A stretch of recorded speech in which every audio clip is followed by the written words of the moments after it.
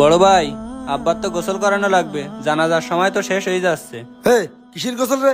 জমির ভাগ নেওয়া পর্যন্ত আব্বার গোসল করাতে দেবো না। আগে জমি ভাগ করবি, তারপর গোসল করাবি। আর বড় ভাই, কখন ধরে করছি তোমার আমি কথা শুনতেই পাচ্ছ না? তাড়াতাড়ি জমির দলিল বাইর করে নিয়ে আসো। হে, তুই মানুষ না অমানুষ? বাপের দাফন সম্পন্ন না করে এখন জমি ভাগ করতে আইছি। আব্বা এতদিন বিছানায় পড়েছিল, তুই কোনোদিন খোঁজ খবর নিছি? তোরে কি আমরা কম দিছি? এখন বাড়ি এসে করছি আমার জমি জায়গার ভাগ দিতে হবে। এই 15 বছর ধরে আমি বাড়ি আসি না।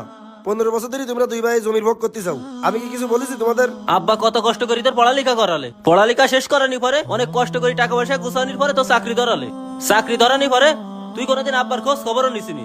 আব্বা তো তোরে কম দেনি, এবং কি তোর শ্বশুরও কম দেয়নি। তারপরেও তোর সম্পত্তির লোভ গেল না। সম্পত্তি নিয়ে কি তুই কবলে যাবি? আমি কবরে যাই বা ইন্ডিয়া যাই সেটা তো তোমার দেখার বিষয় না। তুমি দ্রুত দলিল বের করে নিয়ে এসে আগে জমি ভাগ করো। ও, তাহলে আব্বারে তুই দাফনই করতে দিবি নি? না, আমি দাফন করতে দেবো না। আমার জমির ভাগ নেওয়া পর্যন্ত আমি বাপের কবরে নামাতে দেবো না। এখন উকিল এসেছে, তাড়াতাড়ি জমি দলিল বের করে নিয়ে আসো, নাইতে কিন্তু বাড়ি ঝামেলা হয়ে যাবে।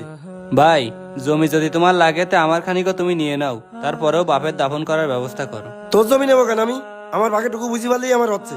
আমার ভাগেরটুকু বুঝাই দে, তারপর বাপের দাফন কর। এখন উকিল সাহেব আসছে, বড় ভাইরে কর জমি দলিল বের করে নিয়ে আসতি। আগে জানলি আমি তোরে ফোনই দিতাম না। আসসালামু আলাইকুম সাইদ ভাই, আঙ্কেলের এখন এই অবস্থা কেন? জানাজার তো সময় হয়ে গেল, এখনো গোসল করাননি? কি আর বলবো ইমাম সাহেব, আমার এই মাইজি ভাইরা ঢাকায় 15 বছর চাকরি করে। এই 15 বছরের মধ্যে আব্বা বাইসি আছে কি মরি গেছে কোনোদিন খোঁজ খবরই নিনি। আজকে আইসি বলতেছে আগে সম্পত্তি দিতে হবে, তা না হলে আব্বা দাফন হতে দেবো না। এখন ইমাম সাহেব